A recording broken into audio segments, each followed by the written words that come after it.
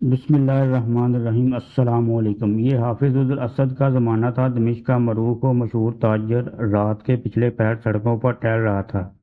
موسم خوشگوار ہونے کے باوجود اس کا دم گھٹا جا رہا تھا۔ ڈاکٹروں کے مطابق اس کے پاس ہفتہ یا 10 دن سے زیادہ ٹائم نہیں تھا۔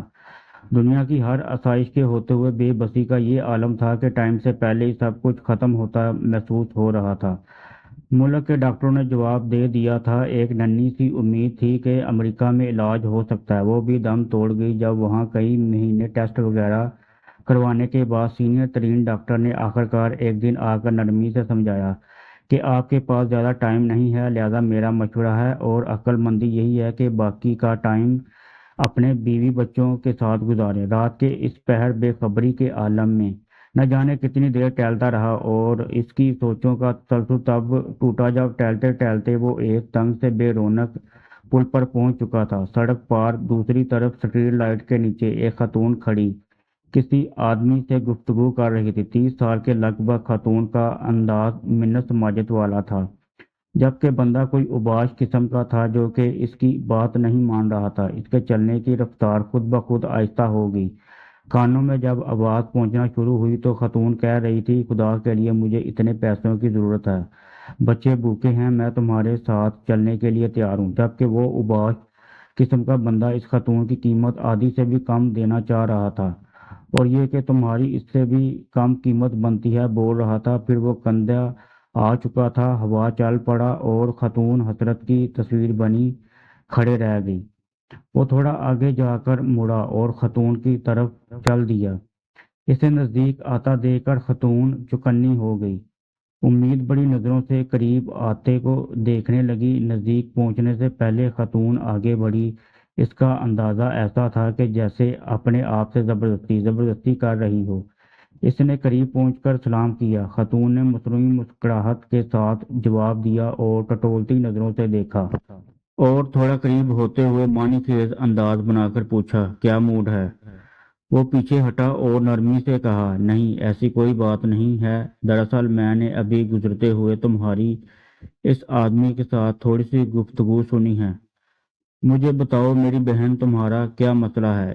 اس طرح پوچھنا تھا کہ خاتون جو کہ مضبوط دکھائی دینے کی کوشش کر رہی تھی یکدم رو ہو گئی۔ بولی، بھائی قسم ہے اس ذات کی جو ہماری گفتگو سن رہا ہے، میں اس ٹائپ کی عورت نہیں ہوں جو اس وقت گھر سے نکل کر سڑک پہ کسی کا انتظار کرے، مگر میں بہت مجبوری کے عالم میں اس وقت اس جگہ پہ ہوں۔ اسے لگا کسی نے اس کا دل مٹھی میں لے لیا ہو۔ اس نے مزید نرمی سے کہا، دلوں کا حال تو اللہ ہی جانتا ہے، بہن مجھے بتاؤ کیا بات ہے؟ بولی، میں ایک بیوہ عورت ہوں، میرے چھوٹے چھوٹے بچے ہیں، شوہر کو فوت ہوئے سال ہونے کو ہے۔ شروع میں تو پڑوسی رشتہ دار کچھ مدد وغیرہ کرتے دیتے، مگر پھر آہستہ آہستہ سب نے ہاتھ کھینچ لیا۔ گھر میں راشن نام کی کوئی چیز نہیں ہے، کرایہ دار کا صبر بھی ختم ہو گیا ہے۔ اس نے کل شام تک کی آخری مہلت دی ہے، اگر کرایہ نہ دیا تو سامان سمیت گھر سے نکال دے گا۔ میرے پاس اب اور کوئی چارہ نہیں رہا سوائے کہ اپنے آپ کو۔ یہ کہتے ہوئے اس کی آواز بیٹھ گئی۔ اس نے بھی جلدی سے دوسری طرف مڑ کر بہانے سے اپنے آنسو صاف کیے، پھر مڑ کر جلدی سے بولا، بس بس ٹھیک ہے بہن، کوئی بات نہیں، اور اپنی جیبوں میں ہاتھ ڈالے تو پتہ چلا کہ جیبوں میں جو رقم ہے وہ نہ ہونے کے برابر ہے، کیونکہ جس عالم میں وہ نکلا تھا اسے تو ہوش ہی نہیں تھا۔ اس نے خاتون سے کہا، فی الحال یہ رکھو اور مجھے اپنا ایڈریس بتاؤ۔ فکر کرنے کی کوئی ضرورت نہیں ہے، اپنے گھر جاؤ، انشاءاللہ سب ٹھیک ہو جائے گا۔ خاتون بے یقینی کے انداز میں اس کی طرف دیکھ رہی تھی، جیسے سوچ رہی ہو کہ اس پہ بھروسہ کرے کہ نہ کرے۔ اس نے پھر سے یقین دہانی کرائی کہ تم جاؤ اور ایڈریس بتا دو بس۔ اس نے آخر کار ایڈریس بتا دیا اور پھر ایک طرف کو چل پڑی۔ تھوڑی دیر تک خاتون کو جاتا دیکھنے کے بعد وہ مڑا اور واپسی کی طرف تیزی سے قدم اٹھانے لگا۔ گھر پہنچ کر اس نے کافی مقدار میں نقدی لی، ڈرائیور کو بڑی وین نکالنے کو کہا، پھر خود ڈرائیور کرتے ہوئے شہر کے 24 گھنٹے کھلے رہنے والے سٹور سے راشن کی بڑی مقدار وین میں بھری اور خاتون کے بتائے ہوئے ایڈریس پر پہنچ کر سارا راشن اس کے گھر اتارا۔ باقی کی رقم خاتون کو دی اور کہا، صبح کرایہ دار سے وہ خود بات کر لے گا۔ اور کرائے کا معاملہ نپٹا دے گا اور انشاءاللہ ہر مہینے مخصوص رقم آپ تک پہنچا دی جائے گی۔ یہ کہہ کر جلدی سے بنا کچھ کہے سنے واپس مڑ گیا۔ خاتون بت بنی بے یقینی کے عالم میں کھڑی آنکھوں بڑی نگاہوں سے دیکھتی اور وہ وینس میں نظروں سے اوجھل ہو گیا۔ اس کی کیفیت اب کافی بلکہ بہت مختلف تھی۔ اس کے انگ انگ سے خوشی پھوٹ رہی تھی۔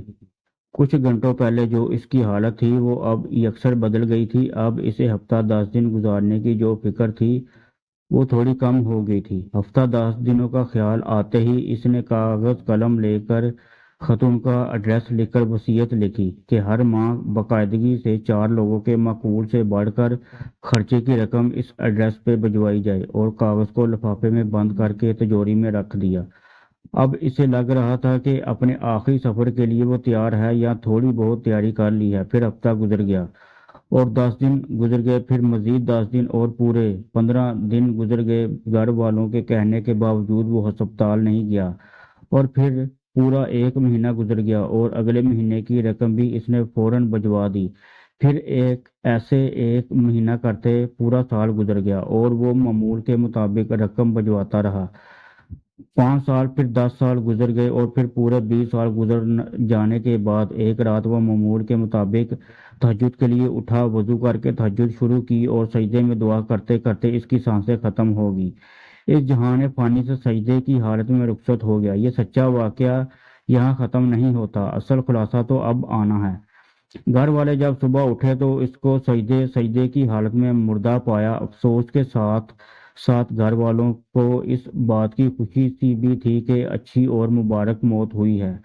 خیر، تکفین و تدفین اور دیگر انتظامات کے بعد اولاد کا تجوری اور وصیت کھولنے کا وقت آیا تو وہ بند لفافہ بھی نکل آیا، جو کم از کم 20 سال پہلے کی تاریخ کا ان کے والد کے ہاتھ کا لکھا ہوا تھا، اور اس کا مطلب تھا اس لکھے گئے ایڈریس پہ 20 سال سے رقم دی جاتی رہی ہے۔ لفافہ پڑھنے کے بعد ان کو پتہ چلا کہ والد صاحب کو فوت ہوئے 7 دن ہو گئے ہیں، جو کہ تکفین و تدفین اور رشتہ دار لوگوں کے ملنے ملانے میں نکل گئے ہیں، اور وصیت کے مطابق رقم کی ادائیگی 7 دن لیٹ ہو گئی ہے۔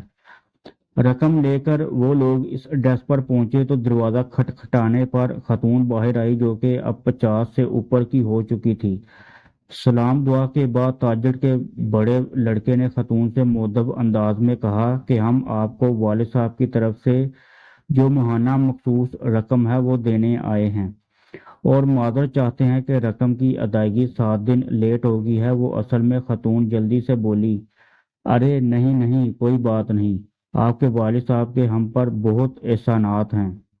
آپ لوگ میری طرف سے والد صاحب کو بہت بہت شکریہ بولیے گا اور انہیں بتائیے گا ہم ہمیشہ انہیں دعاؤں میں یاد رکھتے ہیں اور رکھیں گے، اور میری طرف سے آداب کے ساتھ انہیں بتائیے گا کہ اب انہیں رقم بھیجنے کی ضرورت نہیں ہے۔